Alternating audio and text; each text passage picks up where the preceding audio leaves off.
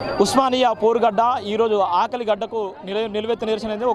ఒక పక్కన ఎండాకాలం అనేటువంటి సందర్భంలోనే వాటర్ సమస్యలు లేవనెత్తిన సమస్యలోనే పెద్ద మొత్తంలో కూడా మహిళా స్టూడెంట్స్ అందరూ కూడా రోడ్ల మీదకి వచ్చి ధర్నాలు రాష్ట్రాలకు చేస్తున్నారు. గతంలో కూడా ఎన్నో ఇలాంటి సంఘటనలు కూడా చూసినప్పుడు కూడా వాళ్ళ తీరు మారట్లేదు. 107 సంవత్సరాల చరిత్ర కలిగిన ఉస్మానియాలో ఇలాంటి పరిస్థితి రావడం మాకు బాధాకరమైనటువంటి నేపథ్యం ఉందని చెప్తున్నారు. మనతో మాట్లాడడానికి ఇక్కడ ఉన్నటువంటి యూనివర్సిటీ విద్యార్థులు చెప్పండి అమ్మా, ఏంటి మీ సమస్య ఏంది, ఎందుకోసం మీరు ధర్నా చేస్తున్నారు ఇక్కడ? అంటే మా ప్రాబ్లం ఒక డొమైన్కి చెందింది కాదు. మాకు ప్రతిదీ మార్నింగ్ లేచినప్పటి నుంచి ఈవినింగ్ పడుకునే వరకు everything is a problem. So first ఏంటంటే మేము ఇక్కడికి రావాల్సిన రీజన్ ఏంటంటే నిన్నటి నుంచి వాటర్ రావట్లేదు. So as usual summer okay some conditions ఉంటాయి, బట్ మేడం వాళ్ళు అనేది రెస్పాండ్ అయ్యి ఉంటే మేము ఇక్కడ వరకు వచ్చే వాళ్ళం కాదు. నిన్న ఆఫ్టర్నూన్ నుంచి వాటర్ రాలేదు. ఈ రోజు నైట్ మేము ధర్నా కూర్చునేసరికి మేడం గారు వచ్చి వాటర్ అవైలబుల్ గా ఉన్నాయి, మీరు ధర్నా ఆపి రండి అని అన్నారు. ఇది ఒక్కటే ఇష్యూ కాదు, ఇదేదో నిన్న చేసి ఉంటే మేము ఇక్కడ వరకు వచ్చే వాళ్ళం కాదు. అంతేకాకుండా మాకు ఫుడ్ లో కూడా ప్రాబ్లం ఉంది. ఫుడ్ లో పురుగులు వస్తున్నా, అంటే నార్మల్ గా ప్లాస్టిక్ కవర్స్ వస్తున్నా రెస్పాన్స్ ఉంటది. ఎలాంటి రెస్పాన్స్ అంటే నెక్స్ట్ టైం రిపీట్ కాదు. నెక్స్ట్ టైం రిపీట్ అవుతే ఏం చేయాలి, మళ్ళీ వెళ్ళినా కానీ నెక్స్ట్ టైం రిపీట్ కాదనే ఆన్సర్ ఉంటది.